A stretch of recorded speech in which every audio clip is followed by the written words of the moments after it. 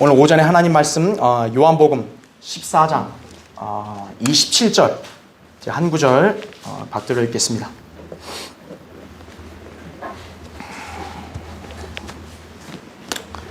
여러분이 잘 알고 계시고 또 익숙한 그런 주님의 약속의 말씀입니다. 요한복음 14장 27절 제가 읽겠습니다. 내가 너희에게 화평을 남겨두나니 나의 화평을 너희에게 주노라. 내가 너희에게 주는 것은 세상이 주는 것과 같지 아니하니 너희는 마음에 근심하지 말고 두려워하지도 말라. 이렇게 말씀하죠.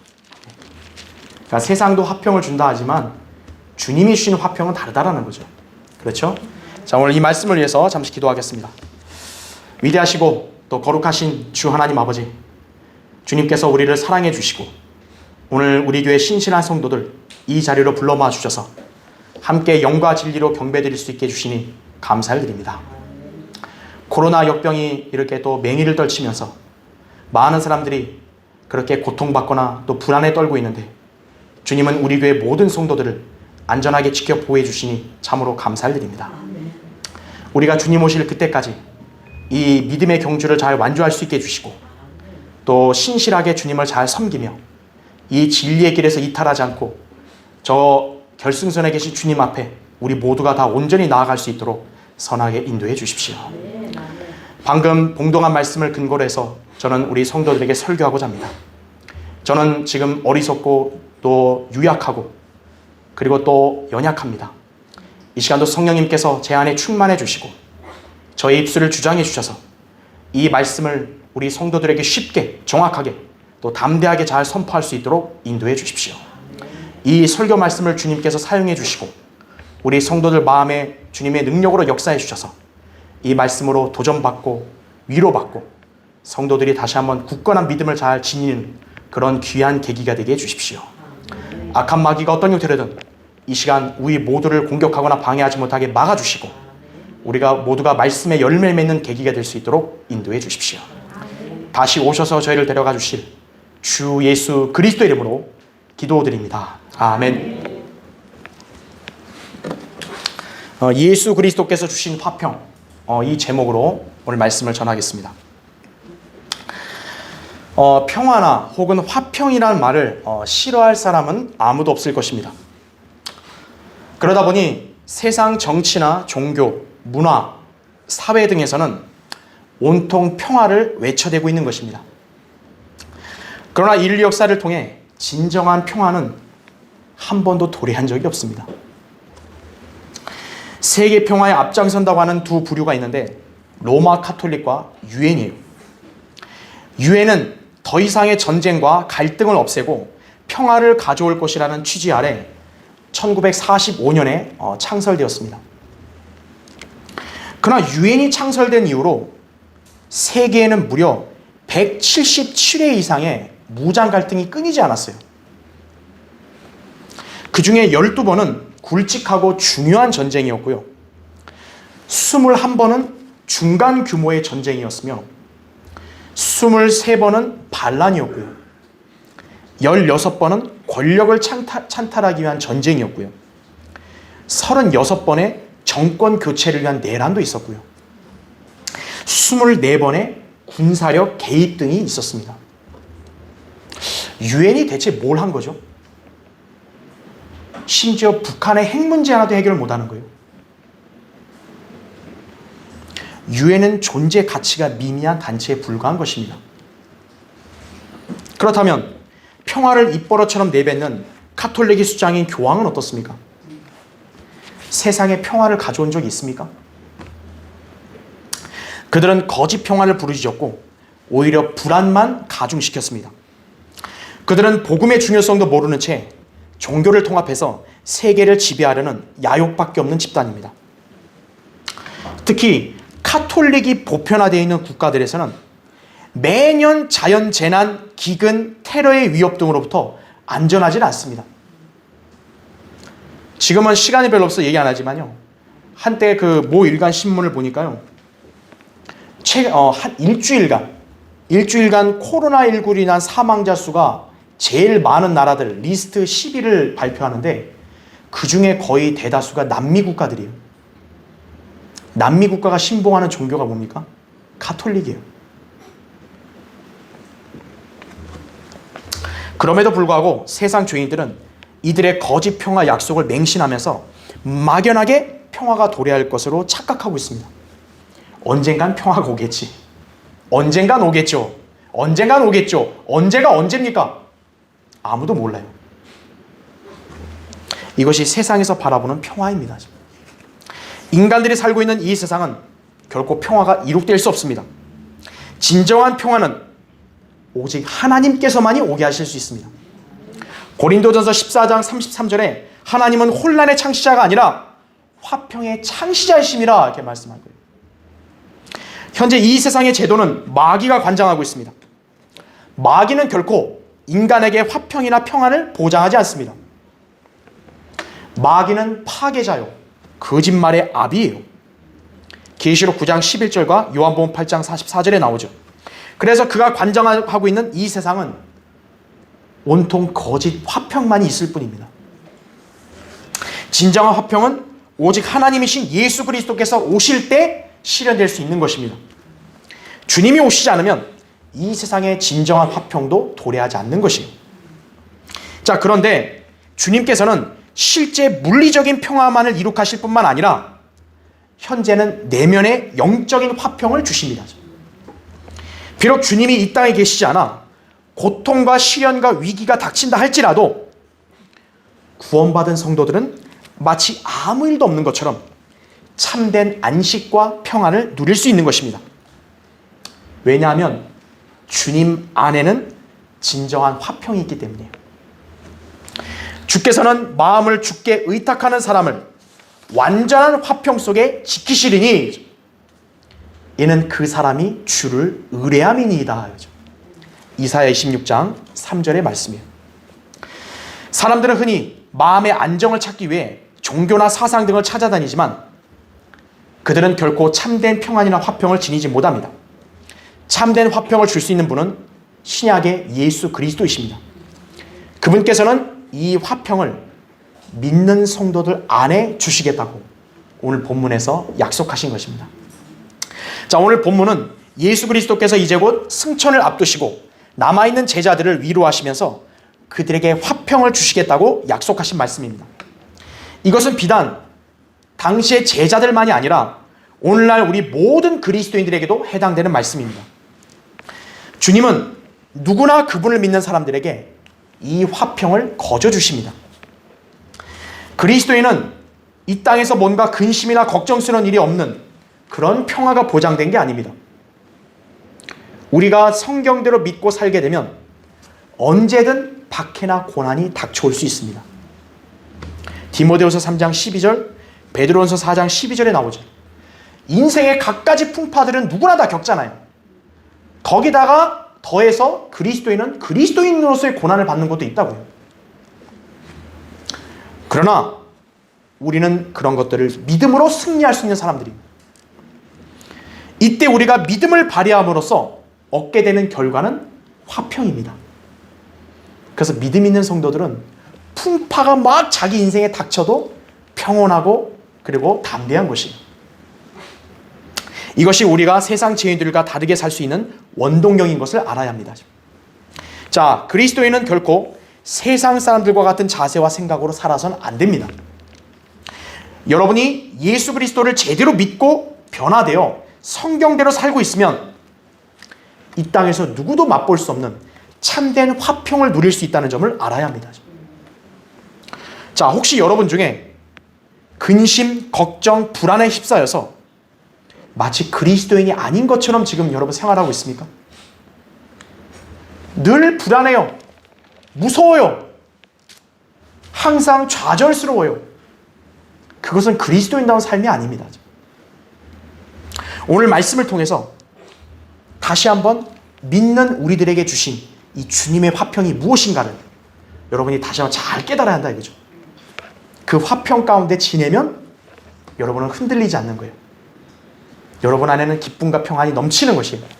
종국에는 승리하는 삶을 살 수 있는 것이에요. 자, 하나님의 화평이 우리 마음속에 넘치게 하라. 오늘 이게 설교의 주제입니다. 여러분 마음에는 근심과 걱정이 있으면 안 돼요. 하나님의 화평이 여러분 마음에 넘쳐야 돼요. 자, 첫 번째로 성도는 주 예수 그리스도를 통하여 하나님과 화평을 갖습니다. 여러분 거기 로마서 5장 1절 한번 보세요.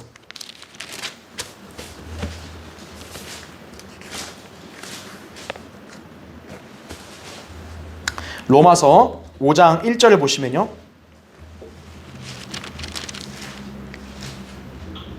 그러므로 우리가 믿음으로 의롭게 되었으니 우리 주 예수 그리스도를 통하여 하나님과 화평을 갖느니라 이렇게 말씀하죠. 2절에도 또 그분으로 인하여 우리가 서 있는 이 은혜 안에 믿음으로 나아가며 하나님의 영광의 소망 안에서 즐거워하느니라 이렇게 말씀하고 있습니다. 거듭나지 않은 죄인은 모두 하나님과 원수인 마귀의 자녀입니다. 우리도 구원받기 전에는 모두 마귀의 자녀들이었습니다. 이 죄인들에게는 결코 참된 화평이 없어요. 그들은 누군가에게 의지하지도 못해서 불안해하고요. 내면이 늘 공허해요. 그래서 항상 헛된 것들로 자기의 마음을 채우려고 하는 것이 대표적으로 뭡니까? 술이죠. 술을 자꾸 마셔서 자기 안에 술로 채워야만 그걸로 좀 공허함을 달래보겠다는 거예요. 그래서요. 그런데 잠만 자고 일어나면 끝이죠. 다. 예수 그리스도의 십자가 구속 사역으로 인해 하나님께서는 누구든지 예수 그리스도를 믿는 죄인들을 구속해 주셨고요. 하나님께서 그 죄인과 화해해 주신 거예요. 우리가 원수 되었을 때에도 그의 아들의 죽음으로 인하여 하나님과 화해하게 되었으니 더욱더 화해하게 된 우리는 그의 생명으로 인하여 구원받게 되리라 하여죠. 그뿐 아니라 이제 우리로 속죄를 얻게 하신 우리 주 예수 그리스도를 통하여 하나님 안에서 또한 즐거워하느니라 이거죠. 로마서 5장 10절 11절 말씀이요. 주님과의 화해를 이룬 성도, 화평을 누릴 수 있는 거예요. 사실 인생에 어떤 어려움이나 위기가 없는 사람은 없습니다. 그리스도인이라고 해서 예외는 아니죠. 자녀를 잃어서 슬픔에 빠질 수도 있고요. 질병으로 고난을 당하기도 하고요. 사업에 실패해서 좌절할 수도 있고요. 돈이 없어서 가난에 시달리기도 합니다. 그렇지만 그리스도인들이 이 세상을 살면서 다양한 환난이나 시련에 처한다 할지라도 하나님과 화평을 가질 수 있다는 점이 세상 사람들과 다른 것이에요. 그런 똑같은 위기에 닥쳐도 그 사람들은 기댈 데가 없어요. 하지만 여러분은 그걸 이길 수 있는 화평을 여러분 누릴 수 있다는 거죠. 왜냐하면 우리 안에 계신 예수 그리스도께서 믿는 우리에게 참된 화평을 주셨기 때문입니다. 주님께서 주시는 위대한 영적 화평이죠. 예수 그리스도께서는 십자가의 보혈을 통해 화평을 만드셨습니다. 골로새서 1장 20절에 그의 십자가의 보혈을 통하여 화평을 이루고 그랬어요. 하늘에 땅에 있는 것이나 하늘에 있는 것이나 그에 의하여 모든 것이 자신과 화해하게 하시려는 것이라 이렇게 말씀하셨습니다. 우리의 구속은 예수 그리스도의 보혈을 통해서 왔죠. 그처럼 주님 화평도 예수 그리스도의 보혈을 믿음으로써 우리가 지니게 된 것이에요. 따라서 그리스도인들은 주님의 피로 구원받았기 때문에 이 보혈로 역시 주님께서 주신 화평을 지닐 수 있는 것입니다. 주님의 보혈은 우리의 영적 전쟁에서 승리하는 비결이요, 죄에서 정결하게 함으로써 주님과의 교제를 가능하게 하는 요소입니다. 요한일서 1장 7절에 나오죠. 사람이 죄를 지면 그걸로 인해서 불안과 염려에 떨죠. 그렇죠. 세상의 무거운 짐들이 우리를 에워싸면서 우리를 짓누르죠. 예수 그리스도의 보혈을 신뢰하고 그것에 의지하고 기도하는 사람은 그런 거 다 해결되는 것이에요. 무엇보다 우리가 하늘나라의 영원한 거처를 삼을 수 있게 되었죠. 주님의 보혈로 인해서. 여러분은 죽음 이후를 걱정할 이유가 없잖아요. 세상 사람들은 죽음 이후가 걱정되는 거예요. 왜요? 어떻게 될지도 모르고 어디 갈지도 모르고 보장이 없으니까요. 그러나 여러분은 다르다고요. 여러분은 예수 그리스도의 보혈로 인해 하나님과 화해했기 때문에 죽어도 이제 영원히 안식하고 거처할 때가 있는 거예요. 그러니까 화평을 안 누릴 수가 없는 거죠. 어느 날 나이 많은 한 노파가요, 임종을 맞이하고 있었어요. 그래서 어떤 교회 그 목사가 그 소식을 듣고 이 여인을 찾아와서 이렇게 얘기했어요.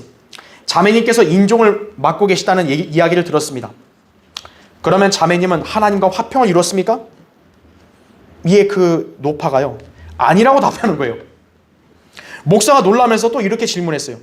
그러면 하나님과 화평을 이루지 않은 상태에서 그분을 만나는 게 두렵지 않습니까? 역시 이번에도 그녀는 아니라고 하는 거예요. 그러니까 목사가 매우 진지하게 다시 물어요. 자매님, 이제 목숨이 얼마 남지 않았고 곧 거룩하신 하나님을 만나게 된다는 것을 알고 계십니까? 그랬더니 그건 알고 있대요.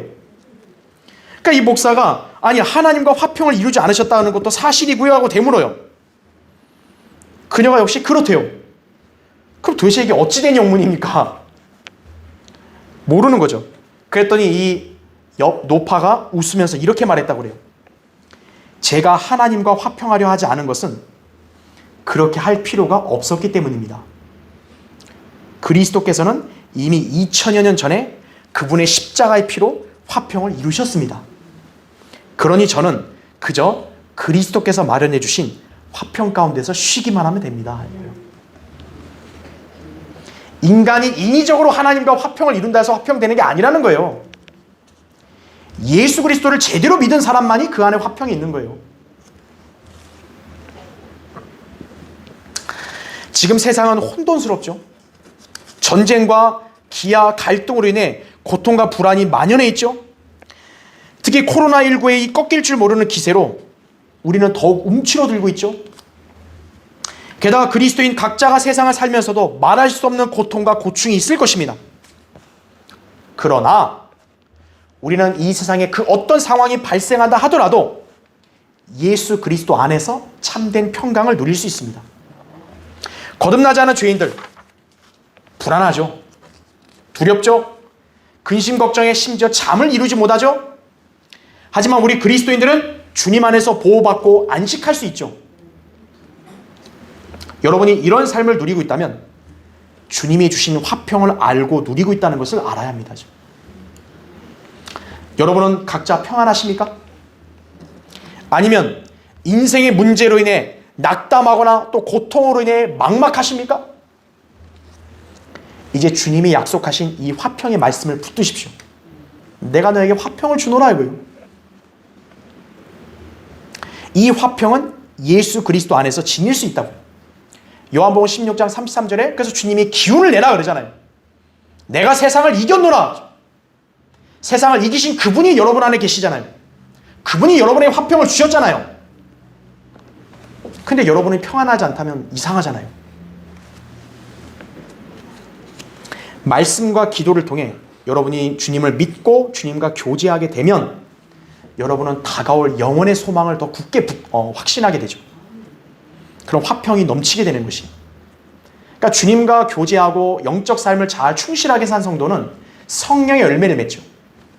그 성령의 열매 중에 하나가 바로 화평이라고요. 갈라디아서 5장 22절에 나오죠. 이제 각자 주님 안에 온전히 거해서 주님께서 주시는 화평이 넘치는 삶을 통해 주님을 기쁘시게 하고 여러분도 평안을 누리시길 바랍니다. 자, 하나님의 화평이 우리 마음속에 넘치게 하라. 두 번째로 세상이 주는 거짓 평화에 속아서는 안 됩니다. 현재 이 세상의 통치자는 사탄입니다. 세상 제도나 체제는 모두 사탄이 관장합니다. 그런데 사탄의 실체는 파멸시키는 자이지 결코 평화를 이루는 존재가 아닙니다.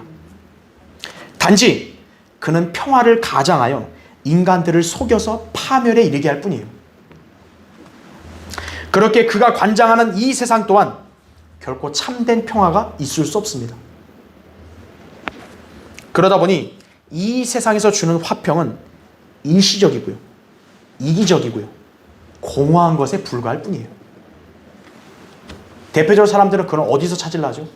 코미디나 오락에서 찾으려고 그러죠. 그때는 마치 모든 걸 잊어버린 것처럼 막 즐겁잖아요. 지나면 어떻게 되는 거예요? 다시 또 공허해지는 거예요. 자, 반면에 주님께서 주시는 화평, 영원하고 순수하고 내적인 거예요. 참된 거예요. 우리는 이것을 받은 것입니다. 자, 구원받은 그리스도인, 자신 안에 하나님의 나라가 존재합니다. 로마서 누가복음 17장 21절에 그렇게 나오죠. 구원받은 사람은 그 안에 성령께서 내주하시어 우리를 영적으로 다스리십니다. 그래서 우리는 하나님의 나라의 영적 백성들이 된 것이에요. 이 하나님의 나라는 먹고 마시는 게 아니라 다만 성령 안에서 의와 화평과 기쁨이라고 말씀하셨어요. 로마서 14장 17절에. 그러니까 여러분이 하나님의 나라의 백성답게 하나님의 그 말씀으로 잘 규제받으면 여러분은 성령 안에서 의와 화평과 기쁨이 넘쳐야 되는 거예요. 그리스도인은 하나님의 영적 통치를 누려야 된다 이거죠. 그렇게 되면 이 땅에서 내면의 화평을 성령 안에서 누리게 되는 것이죠. 많은 사람들은 예수 그리스도를 단지 사회 개혁가 또 복지가 정도로만 여기고 있습니다. 그러나 예수님께서 인류 사회에 평화와 사랑을 실천하셨다는 걸 강조하는 거예요. 아, 예수님은 이웃 사랑하셨다. 아, 사회의 어떤 안정을 위해서 오셨다. 그렇게 오해하고 있죠. 그러나 실제 예수님께서 지상에 사역하실 때 그분께서는 내가 땅에 화평을 주러 온 줄 생각하지 말라 그랬어요. 나는 화평이 아니라 칼을 주러 왔노라 이렇게 말씀한 거예요. 마태복음 10장 35절부터 37절에 정확히 나오죠. 예수님은 초림 때 평화주의자가 아니라 혼란케 하시는 분이었어요. 트러블 메이커라고 주님이 직접 말씀하신 거예요. 누가복음 12장에. 예수님께서는 세상의 평화가 아니라 진리를 전하려고 오셨다고 요한복음 18장 37절에서 말씀하신 거예요. 진리가 무엇입니까? 예수 그리스도 그분 자신이시죠. 또 그분을 증거하는 하나님 말씀인 성경도 진리죠. 요한복음 17장 17절에 주님은 이 진리를 전하려고 오신 거예요. 세상 사람들을 웃기게 해주려고 오신 게 아니에요. 성경은 하나님의 말씀을 양날 가진 칼로 비유하고 있어요. 여러분 앞에 칼을 들이미는데 여러분 웃을 수 있어요? 히브리서 4장 12절에 나온 대로 예수님은 칼을 주러 오셨다 이거죠. 칼은 나누는 거죠. 진리와 비진리를 딱 엄격하게 잘라서 나눈다고요. 따라서 가정이나 어떤 집단에 진리를 믿는 부류, 믿지 않는 부류가 섞여 있으면요, 진리로 나눠지는 거예요. 그래서 이것이 성경대로 믿는 그리스도인이 이 세상과 어울리거나 화합할 수 없는 이유입니다. 이거죠. 왜 그리스도인은 세상 평화를 못 누립니까? 이거죠. 진리가 들어가면 세상 사람과 융화가 안 되는 거예요. 피를 나눈 가족도 융화가 안 되는 거예요. 때로는. 그런데 어떻게 평화를 누릴 수 있나요? 우리는 이런 세상에서 결코 진정한 화평을 누릴 수 없습니다. 성경대로 믿는 그리스도인의 삶을 포기하고 세상 기독교인으로 여러분 돌아가서 살면요, 여러분은 세상 평화를 누릴 수 있을지 몰라요. 왜냐하면 그들은 진리가 없기 때문이에요. 하지만 우리는 진리를 믿고 실행하는 그리스도인들입니다. 로마 카톨릭이나 개신교회들이 추구하는 거짓 평화는 우리와 무관합니다. 주님께서는 진리를 믿고 구원받은 그리스도인들 안에 영원하면서 내적인 화평을 주신 거예요. 따라서 그리스도인이 주님께서 주신 이 화평을 누리는 삶을 살아야지 세상으로 가가지고 거기서 즐거움이나 찾고 거기서 평화를 이루려고 하는 것은 지극히 어리석은 행동임을 알아야 돼요. 가서 누렸다가 돌아오면 다시 어떻게 되는 거예요? 또 공허해지는 거예요. 자, 사람이 단지요, 웃고 있다고 해서 행복한 것일까요? 여러분, 실성한 사람도 그냥 웃잖아요, 계속. 그쵸? 어이없을 때도 웃잖아요. 웃음이 가식적일 수 있잖아요. 그러나 그리스도인은 자의적으로 억지로 기뻐하거나 억지로 평화로운 채 하지 않아요. 우리는요. 아, 주님이 화평을 했으니까 나는 꼭 화평해야지 이런다고 해서 화평되나요? 아니죠. 우리는 영적으로 화평을 자연스럽게 누리기 때문에 흔들리질 않는 거예요. 그 요인은 어디서 나오나요? 하나님 말씀으로 나오는 거예요.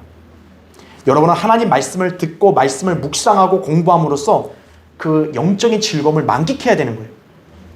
시편 119편 143절에 고난과 고통이 내게 닥쳤으나 주의 계명들은 나의 즐거움들이 되나이다, 이렇게 말씀합니다. 여러분이 고난에 닥쳐서 고통스러울 때요, TV를 트는 게 아니라 하나님 말씀으로 다가가야 여러분은 그것을 즐거움으로 해결할 수 있는 거예요. 또한 우리는 기도를 통해서 하나님의 평강을 누릴 수 있습니다. 빌립보서 4장 6, 7절에 아무것도 염려하지 말고 다만 모든 일에 기도와 간구로 너희의 구하는 것들을 감사함으로 하나님께 알려지게 하라. 그리하면 모든 지각을 초월하시는 하나님의 평강이 그리스도 예수 안에서 너희의 마음과 생각을 지키시리라, 이렇게 말씀한 거예요. 말씀과 기도로 가야 여러분은 근심 염려 없이 하나님 주신 평화를 누릴 수 있는 거예요. 영적인 성도는 세상 환경, 주변 여건에 따라 달라지는 게 아니에요. 한결같이 내적 화평으로 기쁨이 충만한 것입니다. 그런 성도의 생활은 표정을 통해서 나타나는 거예요. 여러분, 저 사람 표정을 볼 때 진짜 가식적인지 아니면 진실된지는요, 분간할 수 있는 거예요. 자, 여행 중에 있던 어떤 사람이요, 주일이 되어서 예배를 드리려고 거리를 나서던 중이었어요. 교회가 어디인지 모르니까 교통정리하고 있는 경찰관에게 교회 위치를 물었어요. 그런데 경찰관이 가까운 곳에 여러 교회가 있는데도 불구하고 저 멀리 떨어지는 한 교회를 소개해 주는 거예요. 처음에 이 사람이 의아한 거죠, 여행객이. 근데 어쨌든 경찰관 말대로 먼 교회로 가서 예배를 드린 후에 다시 돌아와서 경찰관에게 물었어요. 아니, 왜 저 가까운 교회를 놔두고 왜 하필 저 같은 여행객에게 저 먼 교회를 소개했습니까? 그러자 경찰관이 웃으면서 다음과 같이 대답했다고 합니다. 나는 어느 교회가 좋은 교회인지는 가보지 않아서 잘 모릅니다. 그러나 주일 아침마다 교통정리를 하다 보니까 그 교회에서 나오는 교인들의 표정이 가장 밝고 기뻐 보였습니다. 그래서 그 교회를 소개한 겁니다. 그러니까 여러분도 늘 화평과 기쁨 속에 살아야 돼요. 그래야 경찰관이 우리 교회를 소개할 거 아니에요. 그렇죠? 막 화가 나고 막 근심해가지고 막 표정 막 굳게 오면 안 된다고요. 그렇죠? 진정한 평화를 누리는 사람은 자연스럽게 표정이 나오기 때문에 억지로 자기를 가꾸지 않고 꾸미지 않죠. 자, 여러분은 지금 마음의 평강이나 기쁨이 시들해져 있다거나 세상에서 주는 재미와 즐거움으로 허망한 평화를 지금 추구하려고 하지 않았습니까? 그럼 이제 세상에서 주는 거짓 화평에 속지 마시고 주님이 여러분에게 주신 화평을 누리십시오. 여러분 안에 있는 하나님의 나라에서 주는 화평과 기쁨과 의가 넘칠 수 있도록 말씀과 기도로 주님께 나아가십시오. 그리하여 성령 충만한 상태를 통해 주님이 주시는 참된 화평이 넘치는 생활을 여러분 꼭 지속해야 할 것입니다. 자, 하나님의 화평이 우리 마음속에 넘치게 하라. 세 번째요, 주님의 화평을 누리는 성도는 근심하거나 두려워해서는 안 됩니다. 자, 우리가 구원받았다고 해서 당장의 외형적인 현실이 달라지는 게 아닙니다. 그럼에도 불구하고 그리스도인은 그 순간 주님이 주신 화평을 지니게 돼서 평온함을 느낄 수 있습니다. 한순간 어떤 물질적 이익이 나에게 발생하지 않았다 해도요, 또 골치 아픈 문제들이 일시적으로 해결된 것도 아니고요, 우리 주변 사람들이 갑자기 나에게 잘해주거나 호의적으로 대하지 않았는데도 그리스도인은 평안할 수 있는 거예요. 왜냐하면 주 예수 그리스도를 알고 그분을 믿었기 때문에 우리 안에 내재한 그 화평이 우리에게 기쁨과 평안을 넘치게 하는 것이에요. 예수 그리스도께서 주신 화평은 바로 그거예요. 여러분이 인위적으로 그렇게 갖고 싶다, 누리고 싶다 해서 그렇게 되는 게 아니라는 거죠. 주님께서 주신 화평을 누리는 그리스도인은 주변에 어떤 환경, 문제가 있다 할지라도 근심하거나 두려워하지 않습니다. 그리스도인이 누리는 화평의 능력은 바로 그거예요. 세상이 주는 거짓 평화는 환경에 따라서 다시 없어져요. 하지만 하나님이 주신 화평은 그렇지 않다 이거죠. 우린 이런 화평을 하나님 말씀을 통해 알고 믿음으로써 넘치게 할 수 있습니다. 주님께서 말씀을 통해 우리와 함께 하시고 기도에 응답하시고 필요할 때마다 능력을 주시고 무엇보다 영생과 부활의 소망을 주셨기 때문에 설령 여러분이 죽더라도 여러분은 다시 살아날 수 있잖아요. 여러분은 영원에서 영원토록 하나님과 함께 있잖아요. 이것이 우리가 주님의 화평이 넘칠 수 있는 비결입니다. 이에 주님의 화평을 누리는 성도는 절대 세상 일에 대한 근심, 염려로 인생을 고통 가운데 허비하지 않는 것임을 알아야 합니다. 그런데 수많은 그리스도인들이 아무래도 세상을 살면서 세상 사람들의 생활 방식에 영향을 받은 결과 그들처럼 세상 삶에 대한 근심, 걱정이 가득 찬 경우가 빈번합니다. 자신을 그리스도인이라고 해요. 근데 옆집의 아줌마랑 똑같이 머리 싸매고서 근심하는 거예요. 아이고 이거 어떡하지? 아이고 이거 어떡하지? 당장 내일 먹고 살 문제. 나 뭐 먹고 사나? 세상 사람이 걱정하는 건 당연한 거지만 그리스도인이 걱정을 해요. 진학이나 취업 문제, 결혼 문제, 집 문제. 아, 부동산 가격이 올라가는데 나는 어떡하지? 자녀 문제, 노후 문제, 늙어서 난 어떻게 살지? 등등. 세상은요, 매일 걱정, 염려가 그냥 파도처럼 몰려오는데 그리스도인이 그걸 이겨내지 못하고 거기에 막 휘청휘청 되는 거예요. 이런 사람들 안에 어찌 화평이 있을 수 있겠어요? 그들은 이런 문제를 해결할 수 있는 능력, 맡길 수 있는 대상이 없다고 여기는 것이에요. 하나님이 계신데 안 보여요, 하나님이. 그러니까 나밖에 안 보여요, 나밖에. 하지만 성경의 진리를 믿는 그리스도인들은 오늘 예수님께서 하신 말씀을 그대로 믿어야 되는 거예요. 너희는 마음에 근심하지 말고 두려워하지도 말라 이거죠. 성도는 세상의 염려들을 맡길 수 있는 주님이 계시잖아요. 주님께서는 어려워 못하실 일 없으신 하나님이십니다. 그래서 성경은 너희의 염려를 다 하나님께 맡기라. 이는 그분께서 너희를 돌보심이니라 이렇게 말씀하십니다. 베드로전서 5장 7절에 나오죠. 이것이 진정한 믿음이에요. 이런 믿음이 형성될 수 있도록 하나님 말씀을 듣는데 힘써야 한다 이거죠. 로마서 10장 17절은 믿음은 하나님 말씀 들으면서 나온다 했잖아요. 여러분 자꾸 들어야만 여러분이 믿음이 더 굳건해지고 여러분 화평을 더 온전히 누리는 거예요. 그분 안에서 참된 화평을 누리려면 바로 여러분 그런 믿음이 강해져야 된다 이거죠. 주님께서는 단지 구원받은 사람들뿐만 아니라 구원받지 않은 사람들, 심지어는 자연세계의 피조물들도 먹이시고 돌보십니다. 우리 주님은 그런 권세를 지니신 분이에요. 그런데 구원받은 그리스도인들이 자신에게 일어나는 온갖 사소하고 작은 일들로 인해 염려하고 낙심하여 주님을 실망시킬 때가 많습니다. 그러나 우리가 그런 것들을 염려한다고 해서 달라질 건 없어요.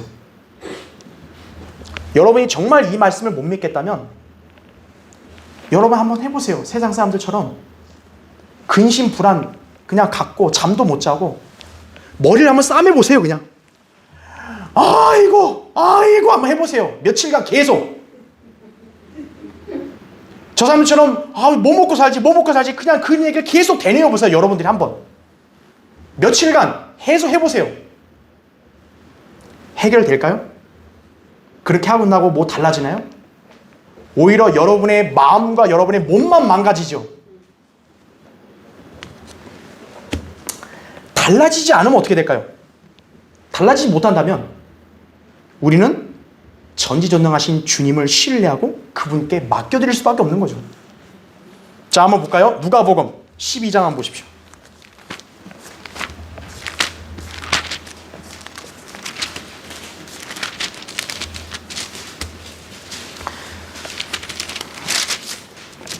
누가복음 12장 거의 25절부터 보겠습니다.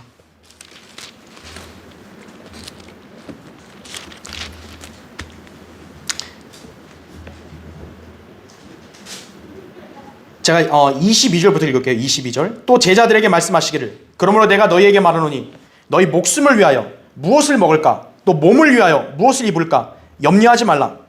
목숨이 음식보다 중요하며 또 몸이 의복보다 중요하니라. 까마귀들을 생각해보라. 그들은 뿌리거나 거두지도 않으며 저장고나 곡간도 없지만 하나님께서는 그들을 먹이시느니라. 너희는 그 새들보다 얼마나 더 귀하냐. 너희 가운데 누가 염려함으로 자기 키를 한 큐빗이라도 더 늘릴 수 있겠느냐 이거죠. 돈이 모자라요. 그러니까 막 머리 싸면서 돈 계속 불러보세요. 그럼 돈이 생겨요? 몸이 아프고 내일 병원에서 무슨 진단이 나올지 모르니까 나는 건강해야 돼. 그렇다고 해서 건강이 되나요? 26절 보세요. 그러므로 너희는 아주 하찮은 그 일마저도 할 수 없으면서 어찌하여 그 나머지 것들을 염려하느냐 이거예요. 할 수 없는데 왜 염려하냐 이거죠. 백합화가 어떻게 자라는가를 생각해보라. 그것들은 수고도 하지 않고 길쌈도 하지 않지만 내가 말하노니 모든 영광을 누릴 때 솔로몬이 차려입은 것도 이 들꽃 하나만 같이 못하였느니라. 그러나 오늘 들에 있다가 내일이면 아궁이에 던져질 풀도 하나님께서 이처럼 입히시거든. 오 너희 믿음이 적은 자들아, 너희는 얼마나 더 잘 입히시겠느냐. 너희는 무엇을 먹을까 무엇을 마실까 구하지도 말고 마음에 의심하지도 말라. 이 모든 것은 세상의 민족들이 구하는 것이요 너희 아버지께서는 너희에게 이런 것이 필요한 줄을 아시느니라. 오히려 너희는 하나님의 나라를 구하라. 그러면 이 모든 것이 너희에게 더하여 지리라. 이렇게 말씀하죠.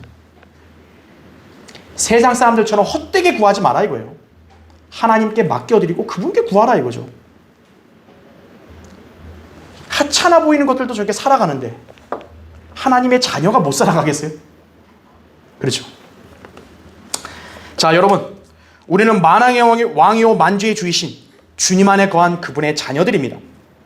비록 주님이 이 땅에 계시지 않는다 할지라도 그분께서는 영으로 우리 안에 내주하시어 함께 하십니다. 최소한 여러분은 혼자가 아니에요. 그러면서 주님은 우리에게 화평을 남겨두신 거예요. 따라서 우리는 이 사실을 통해 화평을 누리는 삶을 살아야 합니다. 여러분에게 근심과 두려움이 엄습해오는 것을 느낄 때 주저하지 마시고요. 막 안절부절 못하지 마시고요. 주님의 존전 앞으로 먼저 나아가십시오. 그래야 주님께서 주시는 화평이 여러분 안에 넘치게 해야 합니다. 그러면 여러분은 하나님의 화평으로 인해 염려와 불평은커녕 오히려 감사하는 자녀가 될 수 있습니다. 성경은 불평하지 말고 감사하라 했는데 나는 도저히 안 되는 거예요. 왜 그럴까요? 그 사람은 아직 하나님의 화평의 다스림을 못 받는 거예요. 자기 자신을 더 신뢰하는 거예요. 그러면 안 되겠죠. 골로새서 3장 15절에 하나님의 화평이 너희 마음을 다스리게 하라. 이를 위하여 너희가 한 몸으로 부르심을 받았나니 또한 너희는 감사하는 자가 되라 이거죠. 여러분이 주님과 밀착하고 교제하고 또 여러분이 주님의 뜻에 따라 살게 되면 화평을 누리는 거예요. 그 화평으로 여러분이 통제를 받기 때문에 여러분은 감사가 저절로 나오는 거예요. 여러분 이런 성도가 되시길 바랍니다. 자, 결론을 맺겠습니다. 켄터키주 살렘에 있는 한 광산에서 바위가 무너져 내리는 사건이 발생했던 적이 있었습니다. 그때 5명의 광부가 무려 53시간 동안 갱 속에 갇히는 끔찍한 사태가 벌어진 것입니다. 여러분 그 석탄 캐는 그 채굴하는 여러분 광부들 그 일하는 갱을 여러분 혹시 보신 적 있는지 모르겠어요. TV에서 한번 본 적이 있었는데 완전 깜깜해요.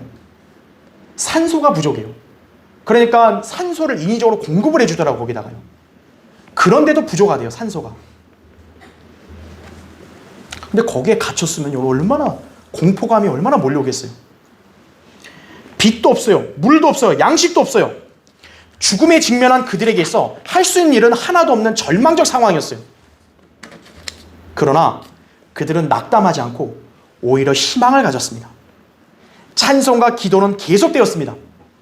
결국 그들은 갇힌 지 53시간이 흐른 뒤에 극적으로 구조되었다고 합니다.